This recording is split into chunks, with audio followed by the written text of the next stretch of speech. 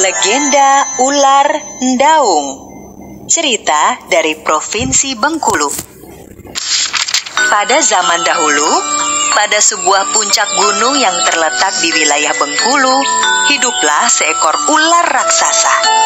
Oleh masyarakat setempat, ular raksasa tersebut dikenal dengan nama Ular Ndaung. Legenda tentang Ular Ndaung dimulai dari kisah seorang perempuan tua dan 3 orang putrinya. Mereka menempati sebuah rumah sederhana di pinggiran hutan tidak jauh dari gunung tempat ular ndaung bersemayam. Untuk memenuhi kebutuhan sehari-hari, keluarga tersebut mengandalkan ladang yang ada di belakang rumah mereka. Sayangnya, di keluarga yang miskin itu, hanya wanita tua dan putri bungsunya yang rajin bekerja. Putri pertama dan kedua ternyata anak-anak yang pemalas. Suatu hari, wanita tua itu jatuh sakit. Seorang tabib desa dipanggil dan segera memeriksanya. Ibu kalian menderita sakit yang parah. Aku bisa meramu obatnya dari beberapa akar tanaman di hutan. Hanya saja, akar-akar tanaman obat tersebut harus direbus dengan bara abadi yang ada di kawah puncak gunung sana. Sekarang, siapakah di antara kalian yang berani mengambil bara abadi itu? Aduh, maafkan aku, Ibu. Mana berani aku mengambil bara api di kawah gunung. Aku juga tidak berani, Ibu. Di puncak gunung itu bersemayam ular raksasa. Bagaimana jika aku dimakan ular itu? Demi Ibu, aku siap berangkat mengambil bara abadi. Ibu, doakan aku supaya selamat. Ternyata justru putri bungsu yang berani berangkat mengambil bara abadi tersebut. Sebelum berangkat, putri bungsu tidak lupa mencium tangan ibunya dan memohon didoakan agar selamat. Kedua kakaknya terkejut dan terheran-heran melihat adik mereka. Sedangkan sang tabib terlihat kagum dan bangga pada putri bungsu wanita tua itu. Sang putri bungsu berjalan mendaki ke puncak gunung. Segala rintangan ditempuhnya demi mencari obat untuk kesembuhan ibunya. Setelah berhasil mencapai puncak gunung, putri bungsu yang kelelahan beristirahat dengan duduk bersandar di sebuah batang pohon yang besar. Ketika sedang melepas lelah, batang kayu besar tempat putri bungsu bersandar tiba-tiba bergerak. Putri bungsu yang terkejut segera menjadi ketakutan melihat kayu besar tempat bersandar ternyata seekor ular raksasa. Ular raksasa tersebut memperhatikan putri bungsu dengan seksama. Lidahnya menjulur dan mengeluarkan suara desisan yang sangat menakutkan.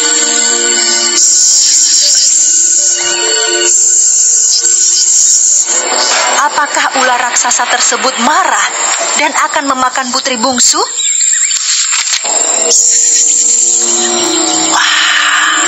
Siapakah engkau? Dan kenapa ada di puncak gunung ini? Putri bungsu kemudian menceritakan tentang penyakit yang menimpa ibunya. Ular Ndaung merasa sedih mendengar cerita si putri bungsu. Tanpa terasa, ular Ndaung meneteskan air mata. Putri bungsu merasa terharu melihat ular Ndaung meneteskan air mata mendengar ceritanya. Tenang saja, putri bungsu. Aku akan kembalikan bara abadi itu. Kan tidak mungkin kamu turun ke bawah sana. Terima kasih ular Ndaung. Meskipun ular, tapi ternyata kamu sangat baik hati dan tidak jahat. Ular Ndaung segera turun ke dalam kawah mengambil bara abadi. Sedangkan putri bungsu mengamati dari bibir kawah. Tiba-tiba terdengar ledakan dari dalam kawah. Asap putih menjadi sangat tebal sehingga putri bungsu tidak bisa melihat ular Ndaung. Ular, apakah kamu baik-baik saja? Berkali-kali putri bungsu memanggil ular Ndaung, tetapi tidak ada jawaban. Putri bungsu pun menjadi sangat cemas. Ketika putri bungsu dilanda kecemasan, tiba-tiba terlihat ular Ndaung merayap dari bawah kawah menembus asap putih yang tebal. Tubuh ular daung penuh dengan keringat. Syukurlah engkau selamat, ular daung. Aku sangat mengkhawatirkanmu.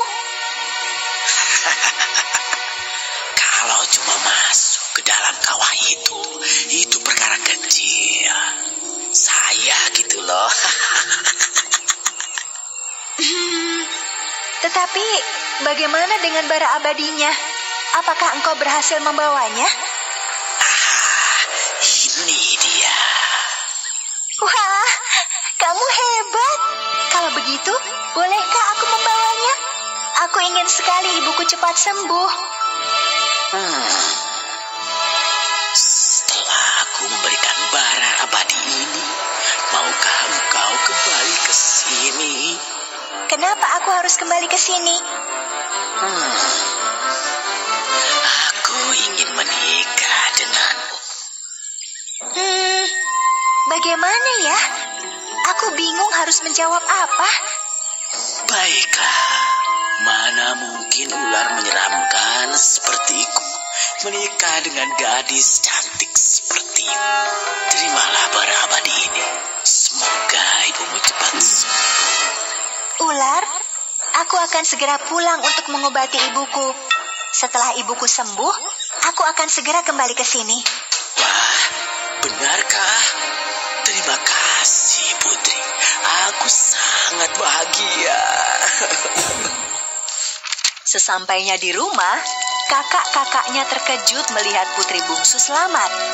Mereka bertanya macam-macam, tetapi putri bungsu segera memanggil tabib untuk membuat ramuan obatnya. Setelah ramuan siap, wanita tua tersebut langsung meminumnya. Sungguh mujarab ramuan tersebut. Wanita tua itu langsung sehat seketika. Sungguh luar biasa. Tuhan menurunkan penyakit sekaligus obatnya. Meskipun kita butuh perjuangan untuk mendapatkan obat tersebut. Terima kasih putriku. Engkau telah mempertaruhkan keselamatanmu sendiri demi mendapatkan obat untuk ibumu. Bungsu, ceritakanlah, bagaimana kamu bisa selamat dari ular daung itu? Putri bungsu menceritakan semua kejadian yang dialaminya selama di puncak gunung bersama ular daung. Ibunya dan tabib merasa takjub dan bangga dengan keberanian putri bungsu. Jadi, setelah ini kamu akan kembali ke gunung dan menikah dengan ular daung? Mana mungkin manusia menikah dengan ular? Sudahlah, yang terpenting adik kalian sudah berhasil mendapatkan bara abadi tersebut. Dan sekarang dia harus memenuhi janjinya kepada ular daung.